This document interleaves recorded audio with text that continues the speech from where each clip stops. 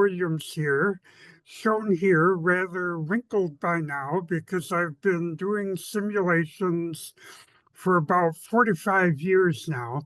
Some of it was at Ford years ago. I joined PMC in 2002, but the company is older than that. But companies approaching 50 years old now. Here are some of our credentials: many happy clients, lots of projects, worldwide operations, and so forth. Now, very importantly, we're a full service, not just simulation. Here in various categories are the services we can provide. And one of the things I want to stress is that these services work best synergistically as analytic techniques. Simulation can do a lot of good on its own to improve operations and plump up the bottom line, but it can do even more when it's used in conjunction with the other industrial engineering analytical techniques shown here on this slide. The particular one I work with most at PMC is indeed simulation, which will get the emphasis today. Now, dynamic simulation, there's a little tiny clip showing, oh, you actually see your process running in simulated real time.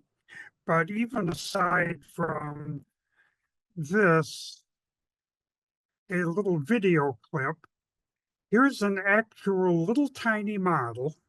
It's a subset of models we've built for the service industries. It's modified here. Oh, what if people are coming to get their driver's licenses renewed? Check in, have a vision test, take a computer test. They get 2 tries to take the computer test. If they fail at both times, they'll go away angry. Otherwise, they'll go away happy.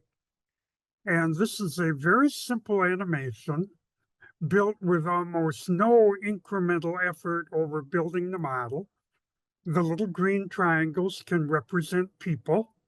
And if one turns red, that person has failed the test the first time. Oh, the computers broke down. They turned red. That turned white for a moment. The receptionist was on coffee break and so forth. There was a red triangle. A person had to take it a second time. The animation helps check whether the model is working as intended. And then when the model is fast forwarded, all simulation software, this is one of 10 or 12 that we use, produce all sorts of interesting statistics. And very importantly, different scenarios can be compared on a statistical basis side by side. This little tiny experiment will explore what happens if the computers go down for a longer or shorter time. How do these performance metrics change? So that gives you a little tiny glimpse of what can be done rather quickly with a simulation software package. This one is called Simio. It's one of 5 I know well. We use about 10 at PMC, depending on the nature of the client's project, which one is going to work best.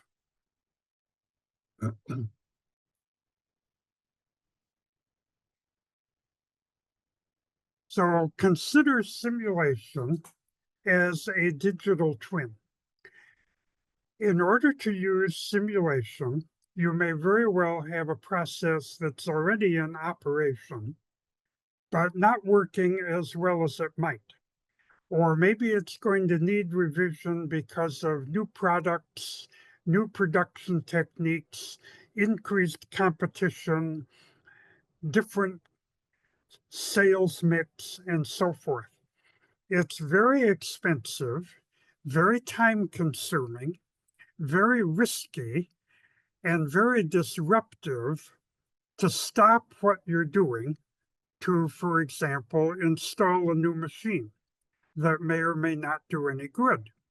So with simulation as the digital twin, keep running your current process for the moment, and in the simulation model, pretend to install the new machine that may be faster.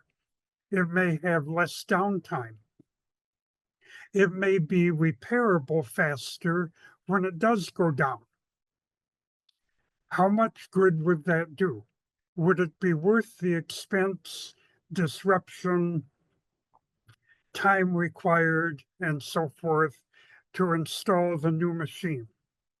That's an example of an alternative that can be explored risk-free using the digital twin of the computer model, using it as a representation, and it better be a very good, accurate representation. That's the industrial engineering expertise of the process you're planning to improve. A static simulation doesn't have this walk the model through time, but it can very conveniently illustrate where the heavy versus lightly used tracks, particularly in a factory or a warehouse, of your material flows. That can be a useful first step in preparation for a dynamic simulation, many of which we're doing currently for warehousing operations.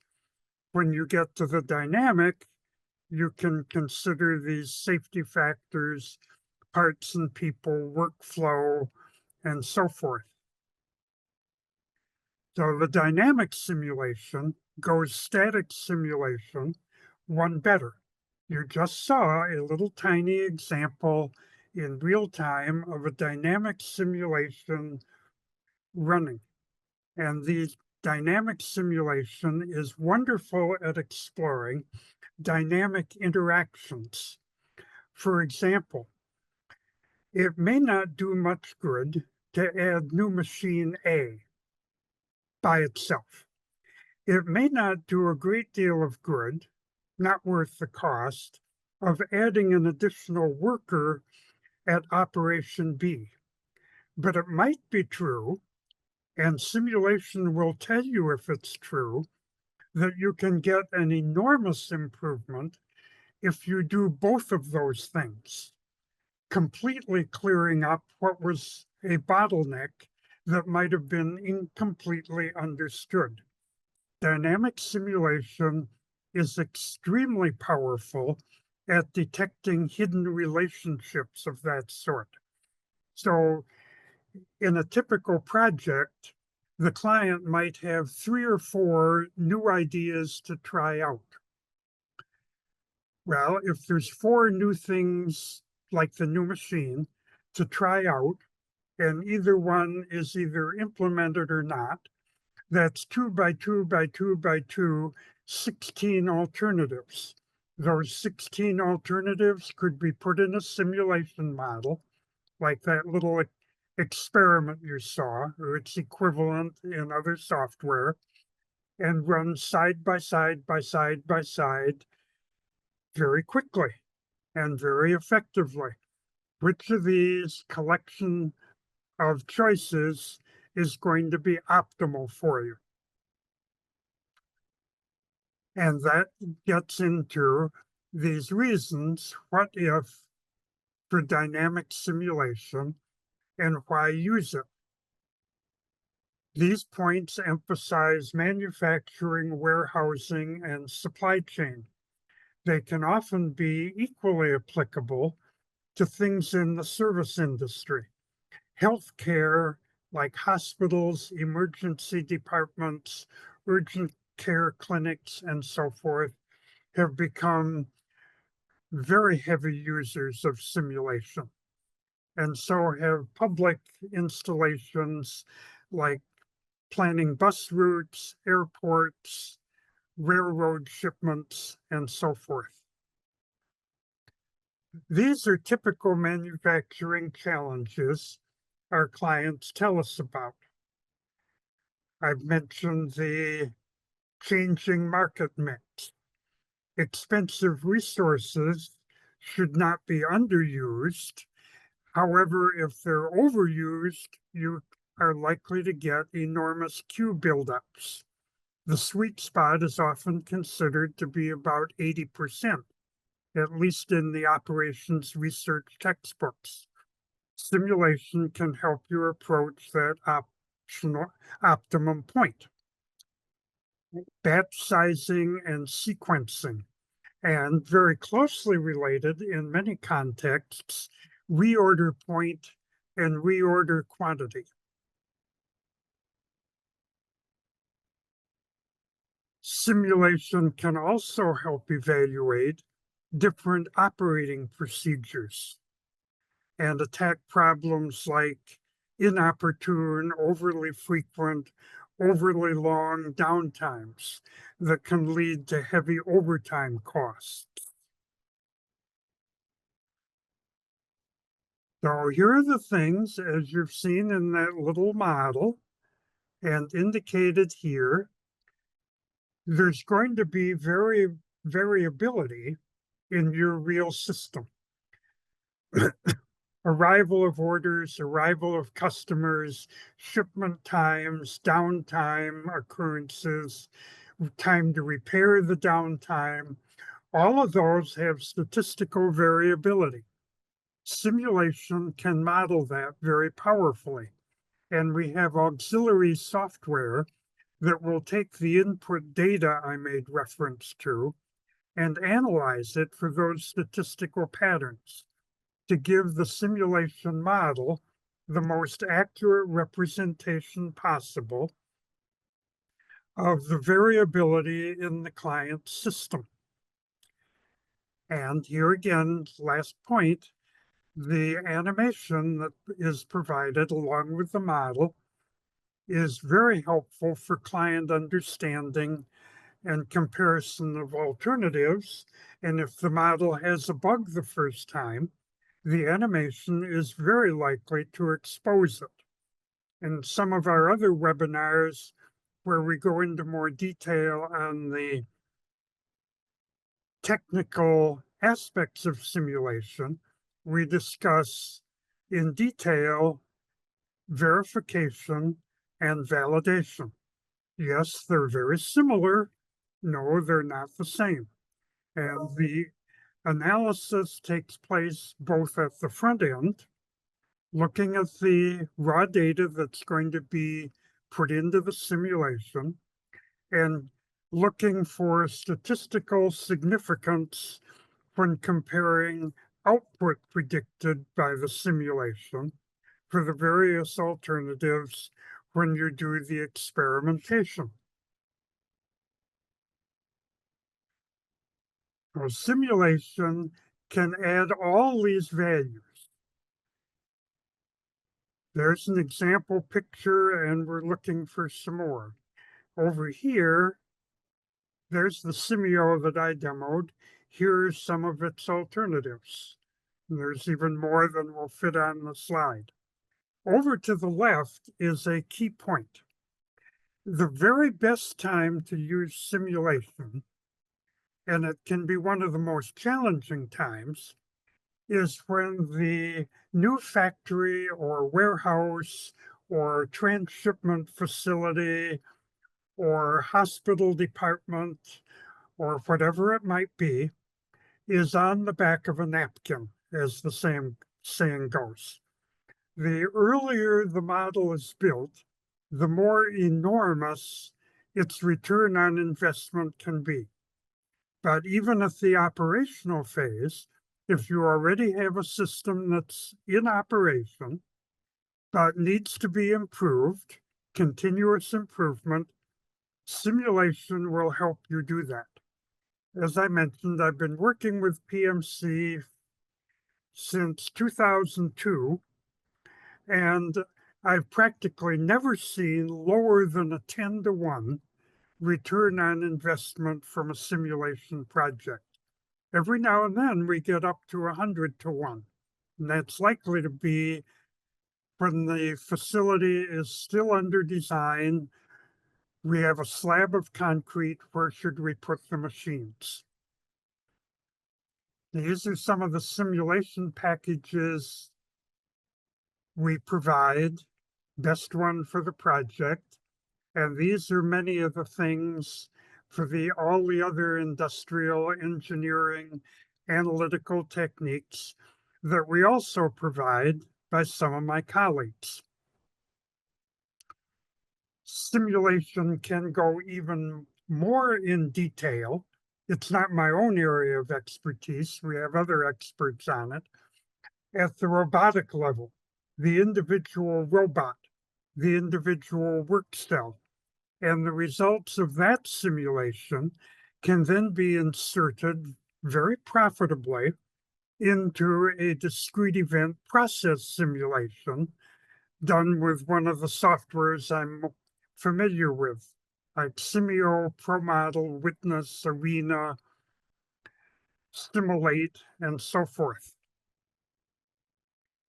And there's a good picture of how robotics and automation simulation would work so that you don't have the problem General Motors had a few years ago when the robots were smashing the car windshields. And here's a good overview of what robotic simulation can do. More details on that in a particular additional webinar devoted to it. Collision free. Oh yes, that's important.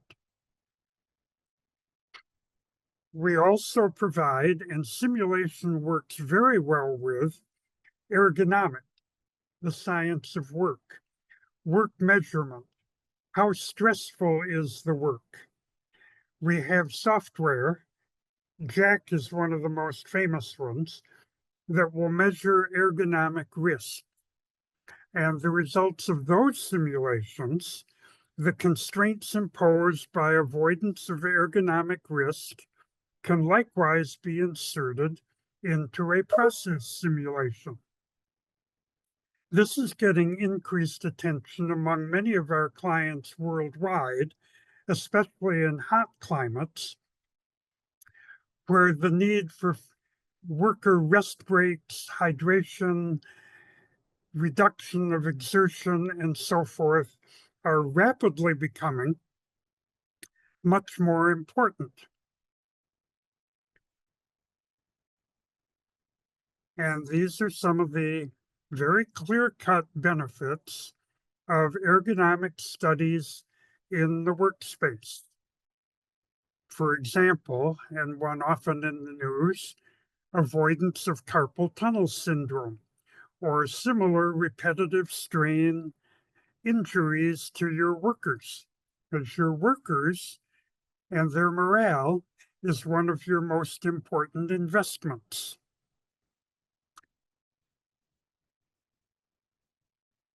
Simulation in the process sense in warehousing benefits greatly from ergonomics, collision avoidance. A process simulation can help determine exactly where should the pedestrian aisles in a large warehouse be placed for optimum safety plus high productivity, efficient picking and placing. Which aisles in the warehouse should be strictly forbidden to the forklifts or the tugger trains so that pedestrian safety is made as high as possible. So that's an commentary on discrete event process simulation, how it might apply to your manufacturing, warehousing, healthcare, transportation, application, whatever it might be. And I'll turn it back to our gracious host, Veronica, now. Questions are welcome, and I'll also gladly take questions. My email is here, and people are welcome to mail me directly afterward. Meanwhile, Veronica, what questions came in? Sure thing, Ed. So we got, looks like three questions here. How might we choose our first simulation project? If simulation is new to you, particularly if it's new to you, you feel a little bit uneasy, we haven't tried this before, my first recommendation would be make your first project small. I've often recommended to a new client that the first project be smaller than what the client originally visualized. For example, no, I wouldn't recommend beginning by, quote, simulating our factory. As a doctor would say, where does it hurt? Which department is giving you the most headaches, causing the most complaints? Which product line is getting the most complaints of slow picking and late deliveries relative to your warehouse? We'll begin by simulating that one department or that one picking line or that one, whatever it might be, localized. That can be your first recommended project. Since it's smaller, you'll get results faster. You'll build up more confidence when your first project is a success and a success more quickly. Then that success can readily be extended and will be persuasive to your upper management to do more simulations of more areas, beginning with the one that needs improvement most. So start small.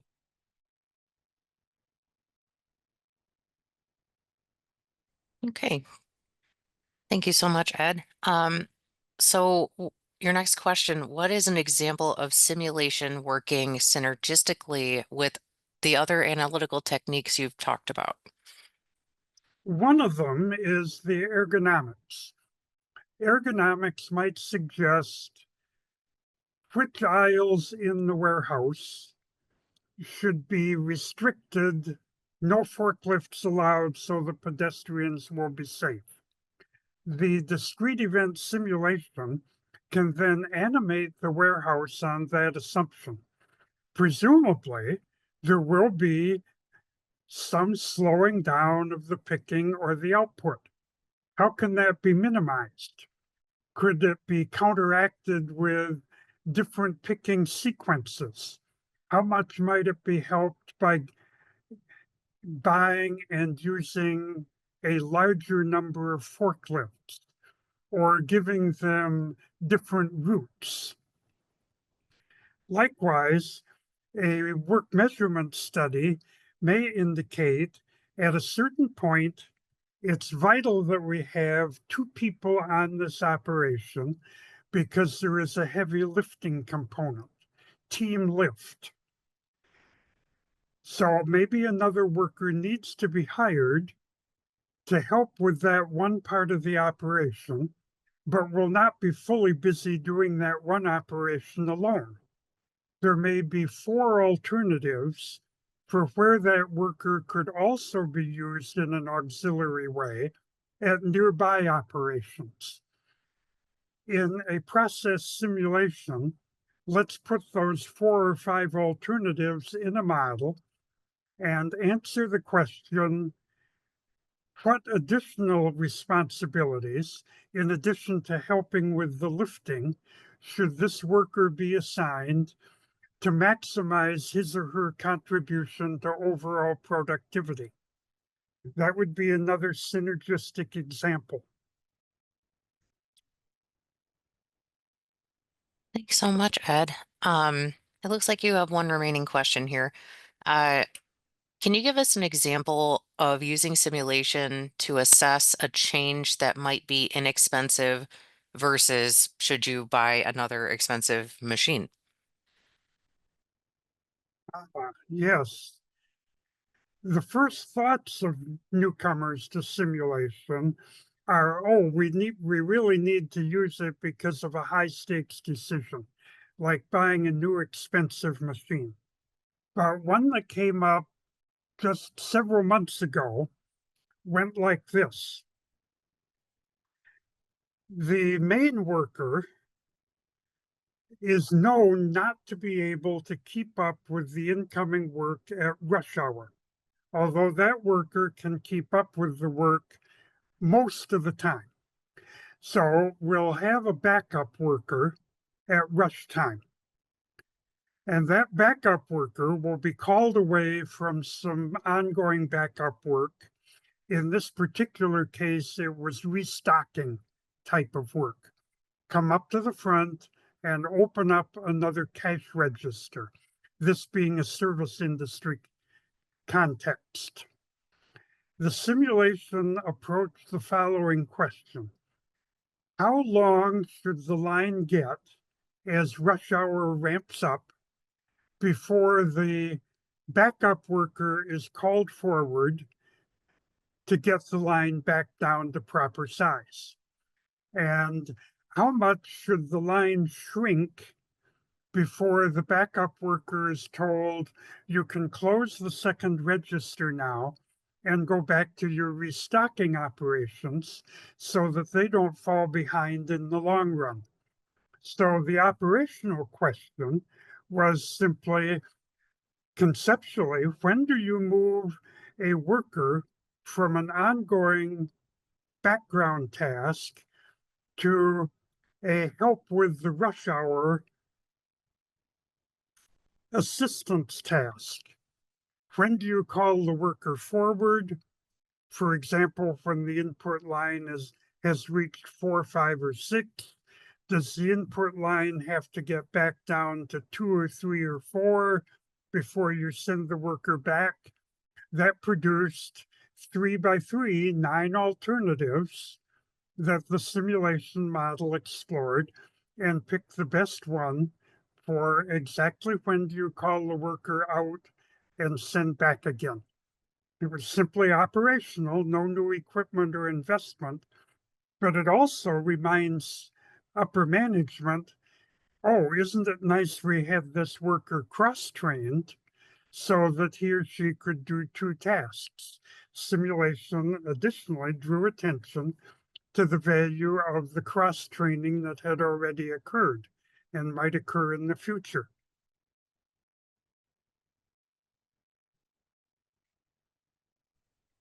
Okay. Thank you so much, Ed. I don't see any further questions, so thank you so much for sharing your knowledge on simulation modeling today.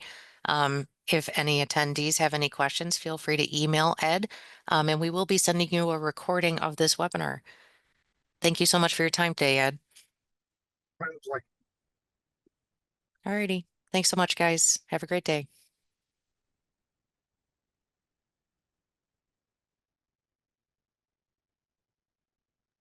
That's it, Ed.